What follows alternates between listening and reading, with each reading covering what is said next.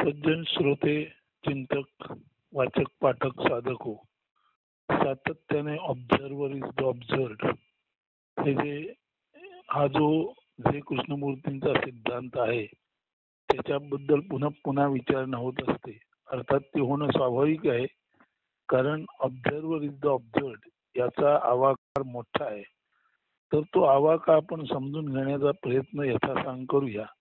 जर हे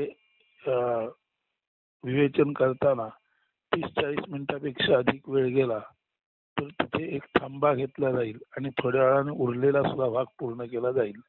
ते किती विवेचन होतं हे आपण विवेचनाच्या ओघात असता असता जे नवीन मुद्दे सुचतील त्याची जी आपण ऍडिशन करू, ती आपण जोड देऊ, त्यावर ठरलेलं आहे.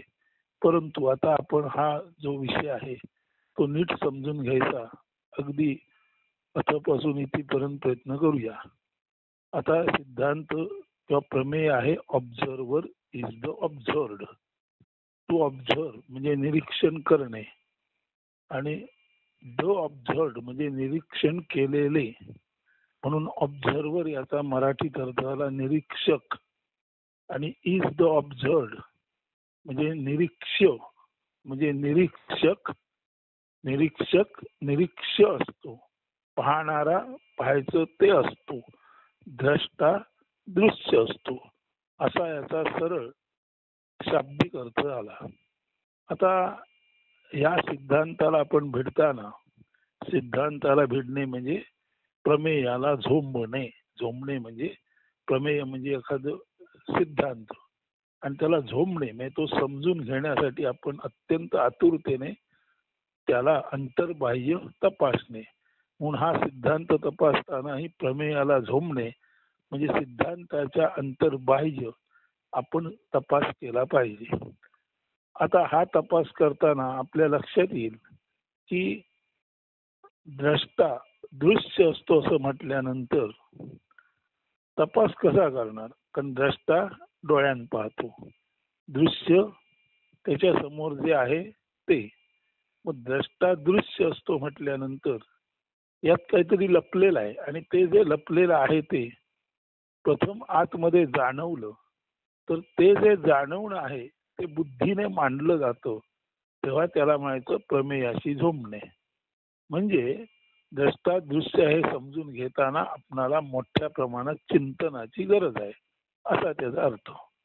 आता द्रष्टा दृश्य आहे हे विधान आपण अनेक तऱ्हेने समजून घेऊया. पण एक आधी आपण असं बघूया की अर्जुनाने जेव्हा माशाचा डोळा, जो मासा वर फिरत होता चक्राकार पद्धतीने, खाली पाण्याचं भांड होतं आणि त्या पाण्याच्या भांड्यात खाली बघून वर त्या माशाचा डोळा वेधायचा होता. ठीक आहे, तो पण कशा संदर्भात होता काय होता ते सोडून द्या, पण एका मोठ्या पाण्याच्या भांड्यामध्ये तिथेच वर चक्रावर तरंगणारा मासा, त्याचा डोळा आणि त्या पाण्यात बघून अर्जुनाने त्या डोळ्याचा वेध घ्यायचा आहे. आता हे जेव्हा त्याने केलं तेव्हा सुद्धा ऑब्झर्वर इज द ऑब्झर्वड, पाहणारा पाहायचं तेच असतो असं निश्चित घडलेलं आहे नव्हे. जेव्हा जेव्हा कुठलाही प्रश्न आपणाला नीट समजतो, जेव्हा कुठलीही समस्या आपणाला नीट समजते, तेव्हा ती समस्या पाहणारा, तो प्रश्न पाहणारा जो असतो तो स्वतःच प्रश्न झालेला असतो, तो स्वतःच समस्या झालेला असतो.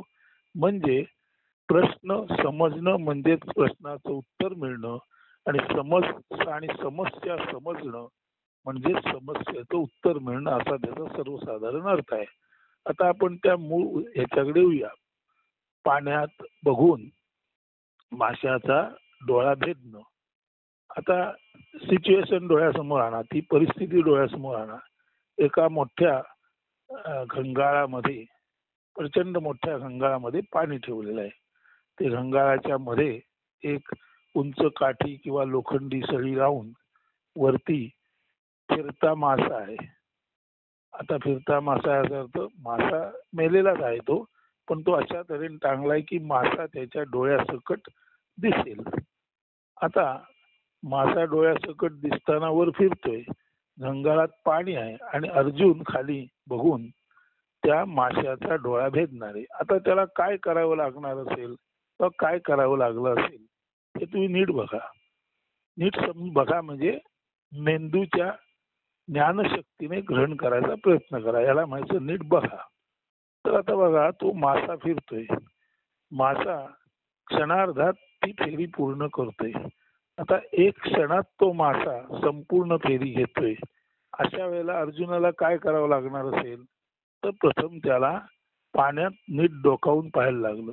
अर्थात पाणी ते शांत आहे, त्याशिवाय तो मासा नीट दिसणार नाही. शांत पाण्यात त्याला नीट डोकावून बघावं लागलं. ते डोकावून बघताना त्याला मासा दिसला, त्याचा डोळा दिसला. परंतु माशाचा डोळा बघताना अर्जुनाची मान तर खाली आहे आणि मान खाली आहे, पाण्यात बघतोय, त्याला मासा दिसतोय, डोळा दिसतोय. पण माशाचा डोळा हा माशापेक्षा अधिकच सूक्ष्म असल्यामुळे माशाचा डोळा अर्जुनाला तो पाण्यात पाहत असताना त्याच्या दृष्टीसमोर आला आणि गेला. हा क्षण किती मर्यादित असेल याची आपण कल्पना करू शकता. म्हणजे पाण्यात बघताना पाण्यात अर्जुनाला माशाचा डोळा पाण्यात खाली बघताना दिसतो. तो क्षण इतका इतका इतका सूक्ष्म आहे की त्या क्षणावरती पकड घेण्या एवढी अर्जुनाची दृष्टी असावी लागते. आणि दृष्टी असावी लागते याचा अर्थ अर्जुनाच्या मेंदूमध्ये मासा क्षणार्धात त्याच्या डोळ्यासमोरून जातो आणि त्या क्षणार्धातल्याही अधिक कमी वेळात त्याचा डोळा त्याच्या पडून जातो. हे सर्व त्याच्या मेंदूला कळलं आणि ते मेंदूला कळल्यानंतर त्या मेंदूकडून एक किरण आला, जो किरण त्याच्या डोळ्यात आला आणि माशाचा डोळा अर्जुनाच्या डोळ्यासमोर येणारा क्षण आणि तेवढ्या क्षणात मेंदूकडून आलेला किरण म्हणजे प्रकाश आणि त्या प्रकाशाच्या वेधामध्ये त्याच वेळेला तेवढ्याच मर्यादित वेळेला त्याने सोडलेला बाण आणि फिरणाऱ्या माशाच्या डोळ्याचा घेतलेला छेद, हे जर तुम्ही आपल्या डोळ्यासमोर आणलं तर किती तीक्ष्णता. एक बाण अचूक मारणं, लक्ष्यावर बाण मारणं हे तर स्किल आहेच, पण त्यापेक्षा सुद्धा अधिक तीक्ष्णता अर्जुनाच्या मेंदूमध्ये असली पाहिजे. म्हणजे अर्जुनाचा मेंदू माशाचा डोळा दाखवतो. माशाचा डोळा दिसत असता असताच मेंदू अर्जुनाला आज्ञा देतो आणि अर्जुनाचं जे मूलभूत कसब आहे ते तितक्या वेळात बाण सोडतं आणि माशाचा डोळा भेदला जातो. हे जर तुमच्या लक्षात आलं तर ऑब्झर्वर इज द ऑब्झर्व म्हणताना नुसतंच डोळ्याचं काम आहे असं नव्हे, तर डोळ्याने आपण जे पाहतो ते पाहताना डोळ्यातून एक चैतन्याचा किरण त्या लक्ष्यावर पडतो आणि त्या किरणामुळे ते जे लक्ष्य आहे त्याचं संपूर्ण अंतरंग उघड होतो, असा त्याचा अर्थ आहे. म्हणून ऑब्झर्वर इज द ऑब्झर्व म्हणताना जो ऑब्झर्वर आहे तो अत्यंत तीक्ष्ण बुद्धीचा असला पाहिजे, हे निश्चित आहे. असा जो तीक्ष्ण बुद्धीचा ऑब्झर्वर असतो तोच समोरचं लक्ष अंतर्बाह्य पाहू शकतो.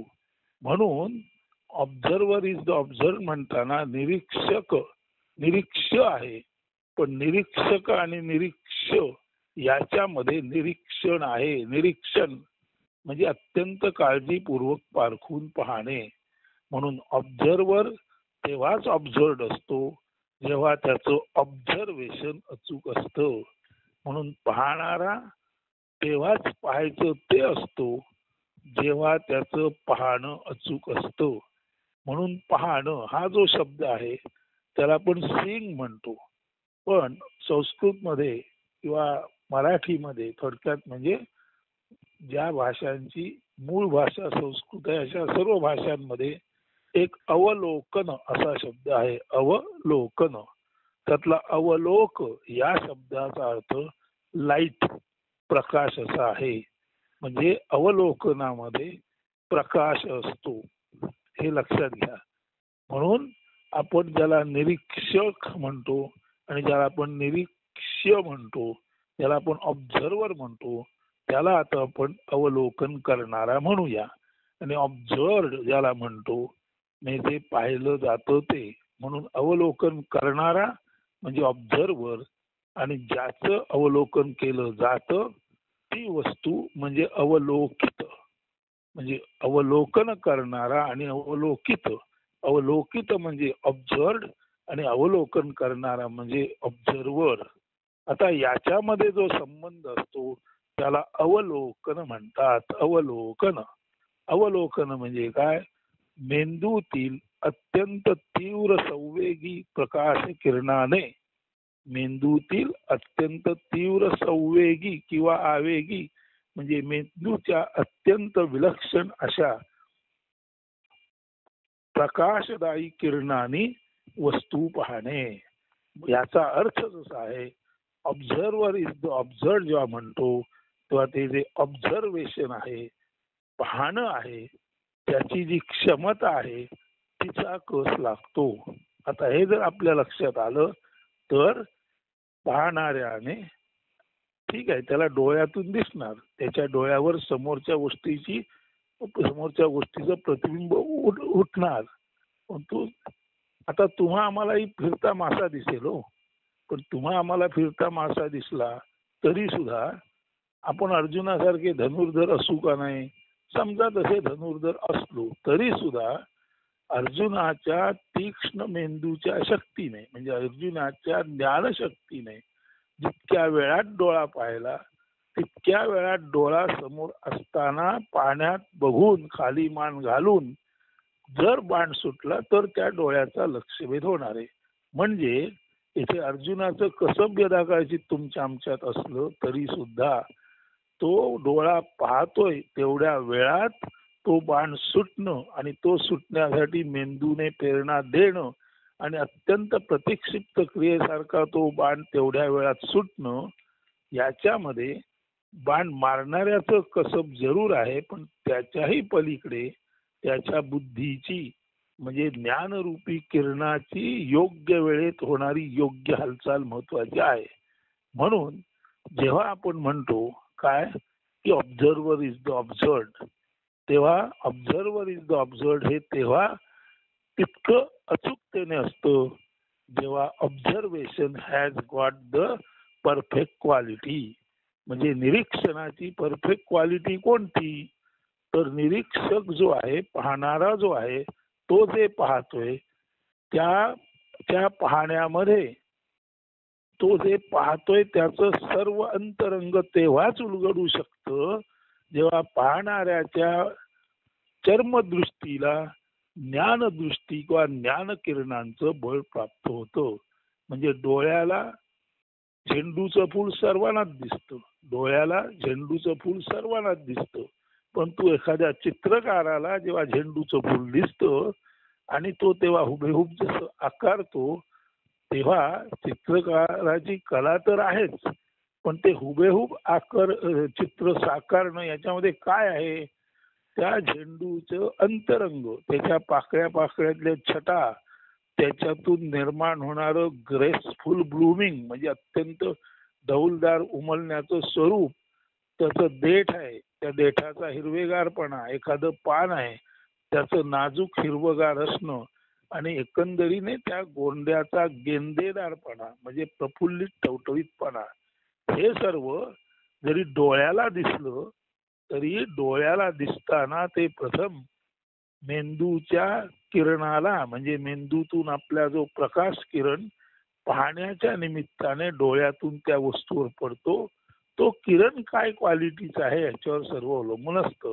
उदाहरणार्थ आता आपण काय बघितलं, झेंडूचं फूल सर्वांना दिसतं पण चित्रकाराला दिसणारं झेंडूचं फूल आणि त्याने चितारलेलं झेंडूचं फूल हे इतकं इतकं इतकं हुबेहूब असतं की आपणाला डोळ्यांना दिसणारं झेंडूचं फूल आणि कागदावर त्याने काढलेलं झेंडूचं फूल हे 100% योग्य म्हणावं इतकं ते हुबहुब असतं. आता ते हुबहुब का असतं, ते हुबेहुब का असतं?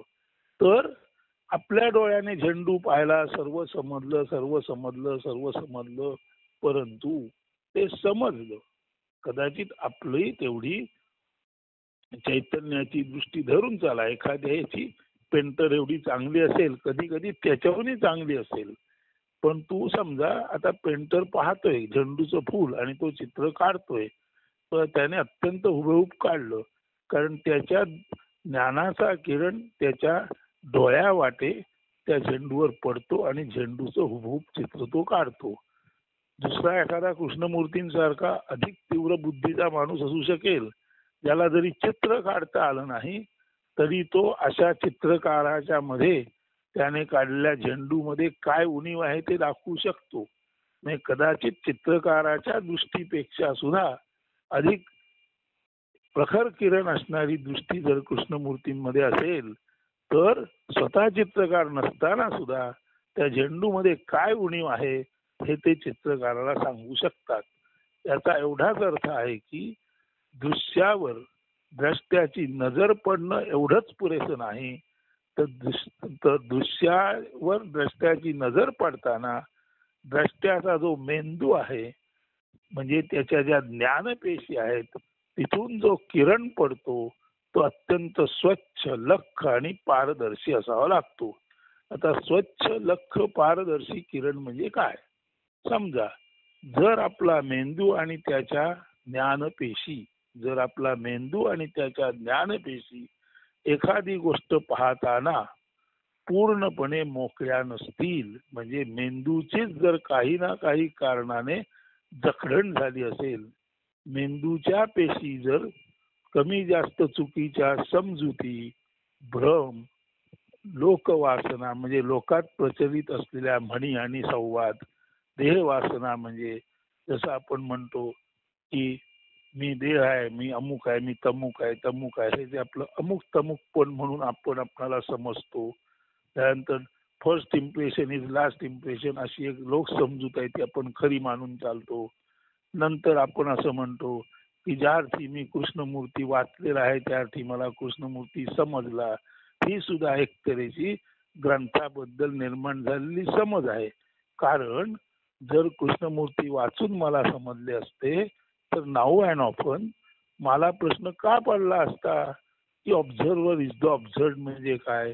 ज्या अर्थी ऑब्झर्वर इज द ऑब्झर्ड हा मला पुन्हा पुन्हा प्रश्न पडतो, त्या अर्थी ते वचन वाचताना मी डोळ्याद्वारे पाहिलं आणि शाब्दिक अर्थाद्वारे जाणलं, पण तू ते वचन वाचताना म्हणजे पुस्तक पाहताना, आता इथे वचन ज्या पुस्तकात आहे ते पुस्तक आणि त्यातलं वचन हे दृश्य झालं. वाचणारा नारायण पाटणकर आणि त्याचे डोळे झाले, पण त्याला डोळ्याने दिसलं आणि सर्वसाधारण मेंदूने त्याने अर्थ लावला. पण हा सर्वसाधारण मेंदू हा शब्द महत्वाचा आहे. सर्वसाधारण मेंदू म्हणजे अनेक ग्रह, प्रतिग्रह, संस्कृती, जात पात, समाजाच्या उतरंडी, श्रेष्ठ कनिष्ठता, काळ गोर, अस्मिता, मी श्रेष्ठ तू कनिष्ठ, अशा अनेक गोष्टींनी जेव्हा मेंदूच्या पेशी व्यग्र झालेल्या असतात, गुंतलेल्या असतात, अशा पेशीने जर मी एखादी गोष्ट पाहिली तर जसं डोळ्यांना दिसतं तसं दृश्य दिसेल, पण तू डोळ्यांना दिसणारं जे दृश्य आहे ते दिसतं तसं नसतं. याचा अर्थ ते जे दृश्य आहे त्याचं असणे पण मला दिसणार नाही. आपण म्हणतो दिसतं तसं नसतं, याचं कारण जे असतं ते आपण पाहू शकत नाही. जे असतं ते आपण का पाहू शकत नाही? कारण द्रष्टा दृश्य दर्शन हे सतत चालूच असतं, अगदी लहान लहान गोष्टीमध्ये चालू असतं. पण द्रष्टा दृश्य दर्शन सतत चालू असतं आणि त्याच वेळेला आपण सतत म्हणत असतो दिसतं तसं नसतं, दिसतं तसं नसतं. मग दिसतं तसं नसतं हे सुद्धा विधान आपण जर ज्ञानामध्ये तपासून पाहिलं तर त्यामध्ये असं लक्षात येतं की दिसतं तसं नसतं, याचा अर्थ जे जसं आहे ते आपण पाहू शकत नाही. मग जे जसं आहे ते आपण पाहू शकत नाही याचं कारण तेच आहे जे थोड्या वेळापूर्वी आपणाला मी सांगितलं की आपल्या मेंदूच्या पेशी मुळातच वेगवेगळ्या समजुतीने त्याच्यामध्ये न तपासता त्या समजुतीला मान्यता दिल्यामुळे आपल्या मेंदूच्या पेशी मुळातच काही गोष्टी न तपासता नव्हे, जवळजवळ अनेक गोष्टी आपण न तपासता स्वीकारल्यामुळे आपल्या मेंदूच्या पेशी चुकीच्या मान्यतेने भरलेले आहेत. चुकीची मान्यता म्हणजे एवढं सत्य आहे की आता तुमच्याजवळ एक बोलतोय, त्याला तुम्ही वक्ता म्हणता, ठीक आहे, तुम्ही ऐकता, तुम्ही श्रोते, हे ठीक आहे. पण वक्ता म्हणजे बोलणारा आणि श्रोता म्हणजे ऐकणारा म्हटलं तर सरळ आहे ना. बोलणारा आहे, तो बोलतो, तशीच त्याला ऐकण्याची एक क्षमता आहे. आणि जो श्रोता आहे तो ऐकतो, पण पुढच्या वेळेला तो वक्ता होऊ शकतो. म्हणून आत्ता वक्ता एक आहे आणि तुम्ही श्रोते आहात. तुम्ही जेव्हा प्रश्न विचारता किंवा काही सांगता तेव्हा तुम्ही वक्ते होता आणि आत्ता जो वक्ता आहे तो श्रोता होतो. म्हणजे वक्ता आणि श्रोता ही भूमिका आलटून पालटून अशा अर्थी जगात वक्ते आहेत आणि श्रोते आहेत. सर्व जग वक्त्यांनी आणि श्रोत्यांनी भरलेलं आहे. जगात दृश्य आहेत आणि द्रष्टे आहेत. सर्व जग द्रष्टा आणि दृश्याने भरलेलं आहे. पण प्रश्न तिथे नाही संपत, प्रश्न तिथून सुरू होतो. द्रष्टा आणि दृश्य आहे त्याच्या दर्शनाच्या क्वालिटी बद्दल प्रश्न आहे. श्रोता आणि वक्ता आहे यांच्यातील जो संवाद आहे त्याच्या क्वालिटी बद्दलचा प्रश्न आहे. म्हणून वक्ता श्रोता याच्यामध्ये जे असतं ते श्राव्य आणि द्रष्टा आणि दृश्य याच्यामध्ये असतं ते दर्शन. तर ती दर्शन आणि श्राव्य याची क्वालिटी काय, याची गुणवत्ता काय, हे जेव्हा आपण तपासून पाहतो तेव्हा कुठल्याही दोन गोष्टीच्या मध्ये जी स्थिती असते त्या क्वालिटीचा आपणाला तपास घ्यावा लागतो. म्हणजे द्रष्टा आणि दृश्य याच्यामधला जो अनुबंध आहे दर्शन, त्या दर्शनाची गुणवत्ता तपासावी लागते. श्रोता आणि श्राव्य, श्रोता आणि श्रावक नाही, श्रोता म्हणजे ऐकणारा आणि त्याला जो सांगणारा आहे. म्हणून वक्ता आणि श्रोता याच्यामध्ये जे डायलॉग होतो त्या डायलॉगच्या क्वालिटी बद्दल आपणाला तपासावं लागतं. म्हणजे श्रोता, श्राव्य आणि श्रवण म्हणजे द्रष्टा दृश्य ठीक आहे, जगात सर्वत्र आहेत. दर्शनाची क्वालिटी तपासावी लागते. श्रोता वक्ता ठीक आहे, पण श्रवणाची क्वालिटी तपासावी लागते. तसंच ज्ञाता ज्ञेय म्हणजे जाणणारा आणि जाणून घ्यायचं ते याच्यामधल्या ज्ञानाची क्वालिटी तपासावी लागते. म्हणून नेहमीच मी आणि तू याच्यामध्ये जे काही चालू असतं त्याला श्रवण म्हणतात, त्याला दर्शन म्हणतात, त्याला ज्ञान म्हणतात. ही जी मधला जो अनुबंध आहे तो तपासून पाहावा लागतो. आणि हा जो अनुबंध आहे तो तपासताना खऱ्या अर्थाने ऐकणारा आणि बोलणारा किंवा म्हणजे वक्ता आणि श्रोता यांच्या मेंदूच्या पेशी जर अनावश्यक गोष्टींनी जखडलेल्या असतील, बंद झालेल्या असतील, तर तो मेंदूच अर्धवट बंद झालेला असल्यामुळे श्रोता आणि वक्ता याच्यामध्ये जे चालतं ते जर श्रोता बंधनात असेल तर त्याच्या मेंदूला ते योग्य ते कळणार नाही जो वक्ता बोलतो ते. आणि जर वक्त्याचा मेंदू जर बंधनात असेल तर तो जे सांगेल ते मुळातच त्याचाच मेंदू जखडलेला असल्यामुळे समजुतीवर आधारलेलं म्हणून खोटं किंवा असत्य असू शकेल. म्हणून द्रष्टा दृश्य त्यातील दर्शन तपासावं लागतं, वक्ता श्रोता यातील श्रवण तपासावं लागतं, ज्ञाता ज्ञेय यातील ज्ञान तपासावं लागतं. आणि जेव्हा जेव्हा दोन माणसांचा संबंध असतो, आता बघा दृश्य आणि द्रष्टा याच्यामध्ये एक वस्तूचा आणि माणसाचा संबंध आहे. त्यावेळेला दर्शन तपासायचं कुणाचं, माणसाचा बिंदू तपासायचा. पण तू श्रोता आणि वक्ता ही दोन्ही जिवंत माणसं आहेत. अशा वेळेला श्रवण तपासताना ऐकणाऱ्यांच्या मेंदूची जर जखड असेल तर तेही तपासावं लागतं. आणि बोलणाऱ्याचा जो मेंदू आहे तो जखडलेला असेल तर त्याने जे डिलिव्हर केलं ते दुसऱ्याच्या दिशेने श्रवण म्हणून जातं, त्याच्यातील पण उणीव तपासावी लागते. म्हणून दोन जिवंत माणसांमध्ये गोष्टी चालू असतात, त्या दोन्ही माणसांच्या मेंदूमध्ये काही अडकले पण नाही ना, जखडले पण नाही ना, ते तपासावं लागतं. आणि जेव्हा आपण वस्तू पाहतो त्या वस्तू ही नॅचरल असते, तिच्यामध्ये मेंदूने जखडले पण असण्याची संभाव्यता नाही, पण पाहणारा माणूस आहे त्याचा मेंदू मात्र जखडलेला असू शकतो, कुठेतरी अडकलेला असू शकतो, हे पाहावं लागतं. तेव्हा आता आपल्या लक्षात आलं, दर्शन, श्रवण आणि ज्ञान याची जी गुणवत्ता आहे ती मेंदू पूर्णपणे रिक्त आहे का, मेंदूच्या पेशी पूर्णपणे रसरशीत आणि सशक्त चैतन्याने भरलेल्या आहेत का, आणि तशा त्या नसतील तर त्यातील चैतन्य कुठे कुठे अडकलेलं आहे. आणि ते अडकलेलं चैतन्य जोपर्यंत मोकळं होत नाही, म्हणजे मेंदू जोपर्यंत अनकंडिशनली फ्री होत नाही तोपर्यंत द्रष्टा आणि दृश्य याच्यातील जे दर्शन आहे ते अचूक असू शकत नाही. श्रोता आणि वक्ता याच्यामधील एका बाजूने म्हणजे ऐकणाऱ्याच्या बाजूने जे श्रवण आहे आणि बोलणाऱ्याच्या बाजूने जे सांगितलेलं कथन आहे, या दोन्ही गोष्टी अचूक तेव्हाच असतील जेव्हा वक्ता आणि श्रोता यांचा मेंदू कुठल्याही पूर्वकल्पनांनी जखडलेला नसेल. म्हणून वक्ता आणि श्रोता याच्यामधलं श्रवण, श्रवण म्हणजे ऐकणाऱ्याच्या दिशेने श्रवण आणि बोलणाऱ्याच्या दिशेने कथन, म्हणून वक्ता आणि श्रोता याच्यामधील श्रवण आणि कथन तेव्हाच योग्य असेल जेव्हा वक्ता आणि श्रोता या दोघांचे मेंदू कुठल्याही कल्पनांनी भरलेले नाहीत. तसंच ज्ञाता आणि ज्ञेय यातील ज्ञान तेव्हाच योग्य असेल जेव्हा ज्ञाता आहे त्याचा मेंदू पूर्णपणे मुक्त असेल. म्हणून द्रष्ट्याला, ज्ञात्याला, श्रोत्याला आणि वक्त्याला आपापले मेंदू तपासून पाहावे लागतात.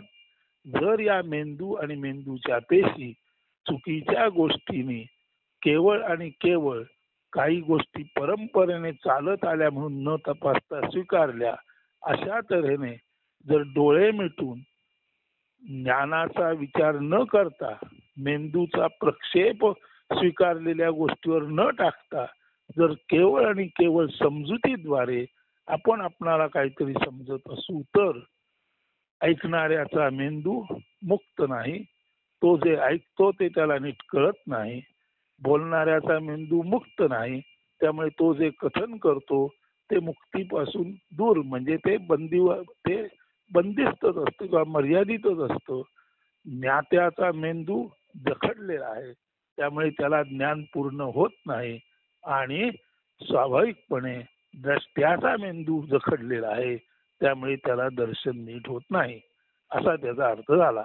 आता पुढे जेव्हा आपण ऑब्झर्वर इज द ऑब्झर्व म्हणतो तेव्हा काय केलेलं आहे, डोळे आणि त्याच्या पाठी असलेली शुद्ध मेंदू याने जी गोष्ट घडते त्याला आपण दर्शन म्हणतो. पण आता हे फक्त दर्शनापुरतच आहे का, तर मेंदू जो आहे तो जर मेंदूच्या पेशी जखडलेल्या असतील तर आपण ऐकताना, आपण स्पर्शाचा अनुभव घेताना, आपण चवीचा अनुभव घेताना, आपण दर्शन म्हणजे पाहताना आणि आपण वास घेताना, म्हणजे स्पर्श गंध रुची दर्शन श्रवण. स्पर्श म्हणजे त्वचा, रुची म्हणजे जीभ, गंध म्हणजे नाक, दर्शन म्हणजे डोळे आणि श्रवण म्हणजे कान. जर आपला मेंदू जखडलेला असेल तर तो मेंदू स्पर्शाच्या पातळीला, चवीच्या पातळीला, गंधाच्या पातळीला, दृश्याच्या पातळीला आणि ऐकण्याच्या पातळीला असा जखडलेला मेंदू स्वाभाविकपणे अडचणी निर्माण करतो. म्हणून ऑब्झर्वर इज द ऑब्झर्व इतकंच नसून listener is the listen who smells, आपण त्याला स्मेलर म्हणूया मुद्दामच ER लावून. Smeller is the smelled, toucher is the touch, observer is the observed, listener is the listen. आणि अर्थातच आता काय उरलं, टचर इज द टच म्हणजे स्पर्श घेणारा, जे स्पर्श केलं ते असतो स्पर्श गंध. स्मेलर इज द स्मेल्ड, वास घेणारा जे ज्याचा वास घेतो तेच असतो रुची, चव घेणे. टेस्टर इज द टेस्टेड, चव घेणारा जे चव घेतलं तेच असतो. पुढे ऑब्झर्वर इज द ऑब्झर्व, पाहणारा पाहायचं तेच असतो. आणि शेवट लिस्नर इज द लिसन, ऐकणारा जे ऐकलं जातं तेच असतो. असं जर म्हटलं तर स्पष्टपणे स्पर्श, गंध, रुची म्हणजे चव, दर्शन म्हणजे डोळे आणि श्रवण म्हणजे कान, या पाचही इंद्रियांच्या मागे त्यांना कंट्रोल करणारा जो मेंदू आहे तो जर जखडलेला असेल, तो जर कंडिशन असेल, तर आपण जे ऐकतो तेही आपणाला जखडलेला मेंदू असेल तर आपण ऐकलेलं आणि प्रत्यक्षात ऐकायचं ते यात फरक असेल.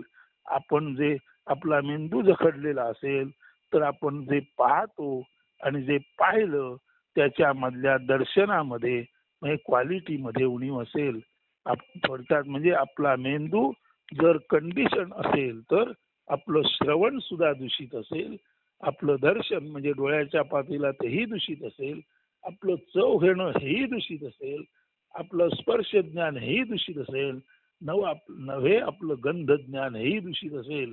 कारण स्पर्श, गंध, रुची, दर्शन, श्रवण याच्या बाबतीत आपण अनेकानेक मानवी गोष्टी न तपासता स्वीकारलेल्या असतात. म्हणून आपल्या पंच ज्ञानेंद्रियांबद्दलचे जे पंच विषय आहेत ते पंच विषय आपण स्वतः तपासून न पाहता पुस्तकी पद्धतीने, मानव पद्धतीने आपले वाडवडील सांगतात म्हणून, इतर म्हणतात म्हणून, लोकांची समजूत आहे म्हणून जेव्हा आपण पाहतो, ऐकतो, स्पर्श ज्ञान घेतो, चवीचं ज्ञान घेतो, गंधाचं ज्ञान घेतो, तेव्हा जर आपला मेंदू या पाचही पातळींना जखडलेला असेल तर आपणाला स्पर्श, गंध, रुची, दर्शन, श्रवण याचं अचूक ज्ञान होणार नाही. परंतु जर आपला मेंदू अनकंडिशनली फ्री असेल तर आपणाला जे पाहतो ते तसंच्या तसं आहे, आपण ते तसंच्या तसं आपण आहोत हे जाणवतो. आपण जे ऐकतो तेच आपण आहोत हे आपणाला जाणवतो. आपण ज्याची चव घेतो तेच आपण आहोत हे आपणाला जाणवतं. आपण ज्याचा स्पर्श घेतो तेच आपण आहोत आपणाला जाणवतं. याचा अर्थ काय? स्पर्श घेताना जर पूर्णपणे स्पर्श घेणारा त्याच्या स्वच्छ मेंदू सकट ज्याचा स्पर्श घ्यायचा त्यात जर तो पूर्णपणे उतरला तर जोपर्यंत स्पर्श चालू आहे तोपर्यंत स्पर्श घेणारा त्या स्पर्शाच्या विषयामध्ये आपला लय साधतो. आणि जोपर्यंत माझा लय समाजामध्ये होत नाही, जोपर्यंत बिंदू सिंधू मध्ये जात नाही, तोपर्यंत बिंदूला सिंधू असण्याची प्रचिती येत नाही. म्हणजे शुद्ध स्पर्श, शुद्ध दर्शन, शुद्ध श्रवण, शुद्ध गंध आणि अर्थात शुद्ध चव, म्हणजे 100% चव, 100% श्रवण, 100% दर्शन, 100% स्पर्श ज्ञान आणि 100% चवीचं ज्ञान, गंधाचं ज्ञान हे तेव्हाच होऊ शकतं जेव्हा या सर्व गोष्टी करणाऱ्या माणसाचा मेंदू 100% मुक्त असतो. आता याचा अर्थ असा झाला, if your brain is unconditionally free, then you are as an observer. Then if one who has got brain, the person who has got brain which is unconditionally free, which is not anyway anyhow imprisoned, which is not anyway anyhow enlocked, such a person who has got free brain as well as free mind and as well as open heart, such a person is, while seeing he is the seen, while listening he is the listen, while smelling he is the smelled, while touching he is the touched, and while of course touch while touching he is the touch, while smelling he is the smelt, while seeing he is the seen, while listening he is the listen, and while tasting he is the tasted.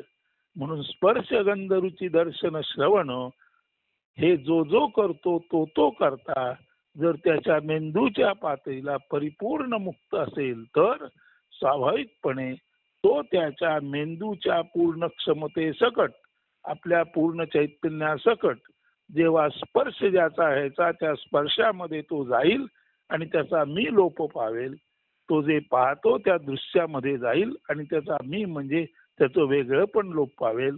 तो जे चव घेतो त्या चवीच्या मध्ये तो जाईल म्हणजे आंबा खाता खाता त्याचा मी नष्ट होईल. तो जे पाहतो ते पाहता पाहता त्याचा मी नष्ट होईल आणि तो जे ऐकतो ते ऐकता ऐकता त्याचा मी नष्ट होईल. मी नष्ट होणे याचा अर्थ आपली सेपरेट आयडेंटिटी आहे. ती सेपरेट आयडेंटिटी हे सुद्धा मेंदूचं जखडणंच आहे. कारण आय म्हणजे मी आणि असे अनेकानेक आय मिळून जे बनलेलं आहे त्याला इन्फिनिटी म्हणतात. सर्वच जण स्वतःला आय आय आय आय म्हणतात. अब्जावधी माणसं जर स्वतःला आय म्हणजे मी म्हणत असतील तर असे सर्व मी मिळवले की जो विश्व मी म्हणजे विश्व पुरुष होतो. हे जर आपल्या लक्षात आलं तर स्पर्श घेताना ज्याची आयडेंटिटी नष्ट झाली, गंध घेताना ज्याची आयडेंटिटी नष्ट झाली, झाल्यानंतर चव घेताना ज्याची आयडेंटिटी नष्ट झाली, ऐकताना ज्याची आयडेंटिटी नष्ट झाली आणि पाहताना ज्याची आयडेंटिटी नष्ट झाली. आयडेंटिटी नष्ट होणे म्हणजे मी काहीतरी वेगळा आहे अशी जी मेंदूच्या पेशीची चुकीची मान्यता असते तेही कंडिशनिंगच आहे. त्याच्या सकट सर्व तऱ्हेचं कंडिशनिंग नष्ट होणं. म्हणून जेव्हा माणसाचा मेंदू पूर्णत्वाने मुक्त असतो तेव्हा observer is the observed, listener is the listen, seer is the seen, toucher is the touch and smeller is the smelled. असं संपूर्ण ह्या ऑब्झर्वर इज द ऑब्झर्वची ही पंचज्ञानेंद्रियात्मक शक्तीमध्ये सुद्धा हीच सर्वत्र म्हणजे पाहणारा पाहायचं ते असतो, चव घेणारा चव घ्यायचं ते असतो, स्पर्श करणारा स्पर्श करायचं ते असतो, गंध घेणारा गंध घ्यायचं ते असतो आणि अर्थात ऐकणारा ऐकायचं ते असतो. म्हणजे ऑब्झर्वर इज द ऑब्झर्व्ड हे वाक्य फक्त डोळे आणि पाहणं याच्याशी संबंधित नसून पाहणारा आणि पाहायचं ते याच्यामध्ये जी ज्ञानशक्ती आहे, जी मेंदूची शक्ती आहे, मेंदूच्या पेशी आहेत त्या कुठल्याही समजुतीत गुंतलेल्या नाहीत. नव्हे मी म्हणून स्वतंत्र आहे ही सुद्धा कंडिशनिंग जिथे नाही अशा माणसालाच खरं खरं पाहता येतं, खरं खरं ऐकता येतं, खरं खरं चव घेता येते, खरा खरा स्पर्श अनुभवता येतो. अशाच माणसाला सर्वार्थाने शुद्ध स्पर्श, शुद्ध गंध, शुद्ध दर्शन, शुद्ध श्रवण आणि शुद्ध चव याचं ज्ञान होऊ शकतं.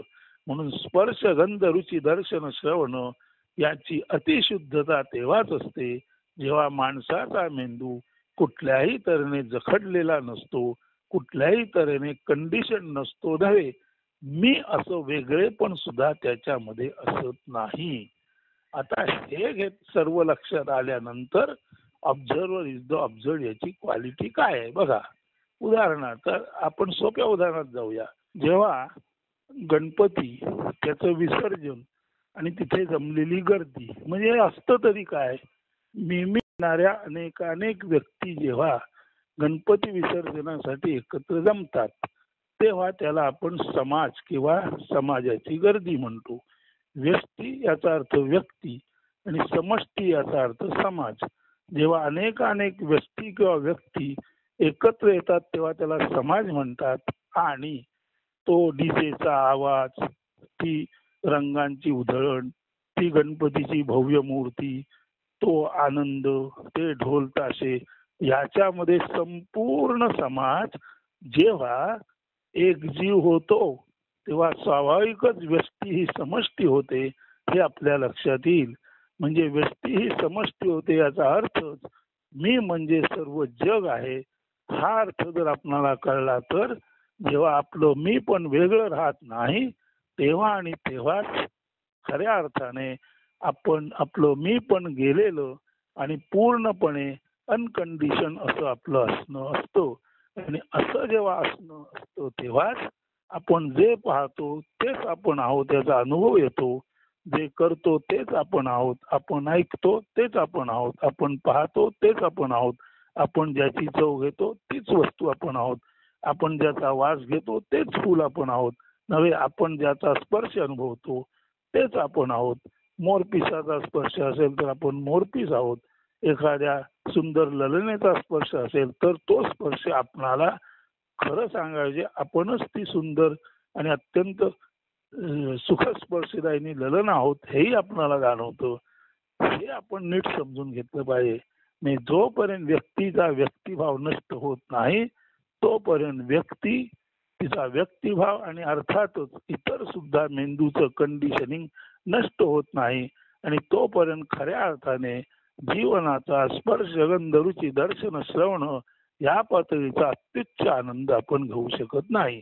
हे कृष्णमूर्तींच्या वचनाचा हे सार सर्वस्व आहे.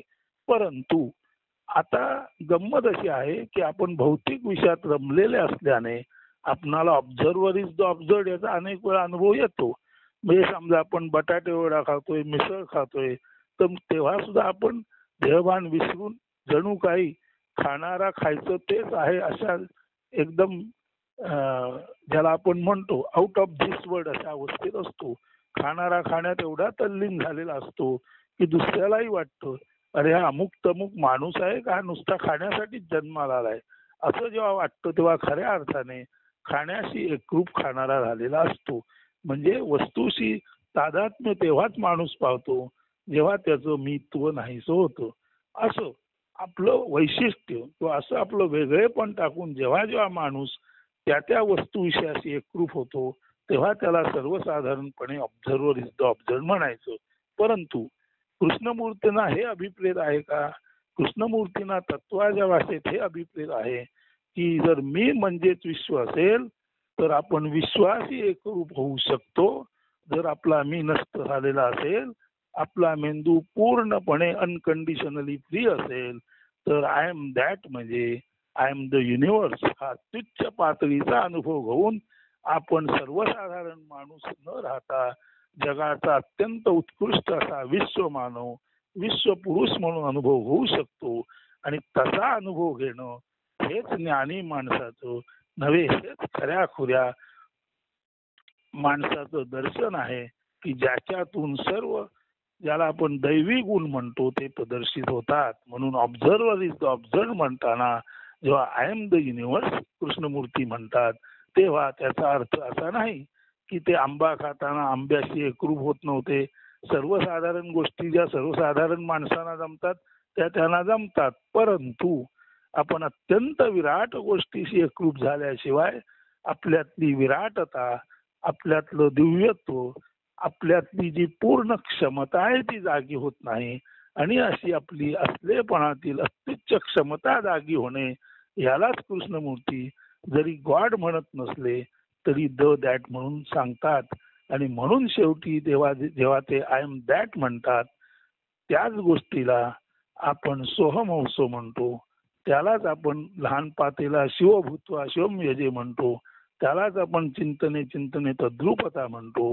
म्हणून ऑब्झर्वर इज द ऑब्झर्ड याचा खराखुरा अर्थ आहे की विश्वाच्या मुळाशी सर्व जन्माला घालणारी जी कर्तुम कर्तुम अन्यथा कर्तुम अशी परमचैतन्य शक्ती आहे तीच मी आहे याचा अनुभव घेणं. आणि तो अनुभव घेताना मी माझं असं वेगळेपण अस्तित्वात नसतं. त्या कारणाने आपला मेंदू पूर्णपणे मोकळा असतो. आपला मेंदू म्हणजे ओपन कंटेनर असतो आणि त्या ओपन कंटेनर मध्ये चैतन्य सोडून दुसऱ्या कुठल्याच वस्तू नसतात की ज्या वस्तूमध्ये चैतन्य अडकलेलं असतं. म्हणून ज्याचा मेंदू, ज्याचं मन आणि ज्याचं हृदय ओपन आहे, ॲज अन ओपन कंटेनर आहे, तर ओपन कंटेनर म्हणजे केवळ आणि केवळ वैश्विक ऊर्जेने भरलेलं ज्याचं अस्तित्व आहे असा माणूस स्वतःला केवळ आणि केवळ वैश्विक असल्याचं जाणतो. आणि त्याचं स्वतःचं वर्तन सर्व स्तरावर वैश्विक असतं, त्याच्यामध्ये किंचितही भेदाभेद नसतो. आणि असा हा विराट पुरुष म्हणजेच स्वतः ब्रह्म असतो. आणि हीच गोष्ट उपनिषदामध्ये यो वै भूमा तत्सुखम नाल्पे सुखमस्ती म्हणजे जे विराट आहे त्यातच सुख आहे, अल्पामध्ये सुख नाही असं सांगितलेलं आहे. हे समजून तसं वर्तन असणं याचाच खरा अर्थ ऑब्झर्वर इज द ऑब्झर्वड आहे. परंतु त्यातली ही जी ऑब्झर्वेशनची क्वालिटी आहे ती महत्वाची आहे. ती क्वालिटी जितकी उच्च तेवढा आपल्याला उच्च गोष्टीचा अनुभव येणार आणि उच्चतम क्वालिटीच्या माणसाला मी म्हणजे विश्व हाही अनुभव आल्याखेरीज राहणार नाही. म्हणून कृष्णमूर्ती एका ठिकाणी म्हणतात, observer is the observed but it depends on the capacity of the observer. म्हणजे पाहणारा पाहायचं तेच असतो, परंतु ते पाहणाऱ्याच्या क्षमतेवर अवलंबून असतं. म्हणजे त्याचं जे दर्शन क्षमता आहे ती दर्शन क्षमता तेव्हाच परमोच्च असेल जेव्हा पाहणारा मी म्हणून कधीच वेगळा असणार नाही आणि त्या कारणाने त्याचा मेंदू मन हृदय सर्व ओपन असेल आणि पाहणारा केवळ आणि केवळ ज्ञान असेल. आणि अशा ज्ञानाच्या दृष्टीने पाहणं यालाच अवलोकन म्हणतात. अवलोक म्हणजे प्रकाश. म्हणजे आपण शुद्ध चैतन्य आहोत आणि शुद्ध चैतन्यानेच जेव्हा आपण सर्व गोष्टी अनुभवतो तेव्हा आपणाला सर्वत्र चैतन्य चैतन्य चैतन्य म्हणजे उजेडी राहिले उजेड होणे हा जो अनुभव येतो हेच त्या ऑब्झर्वर इज द ऑब्झर्वचं इंगित आहे, रहस्य आहे. हे आपण सर्वांनी नीट समजून घ्यावं. आणि आता इथून आलेला कोणताही प्रश्न याच आपणच शुद्ध चेतन आहोत या भावनेशी एकरूप झाल्यानंतर तुमच्यामध्ये एकतर प्रश्न निर्माण होणार नाहीत.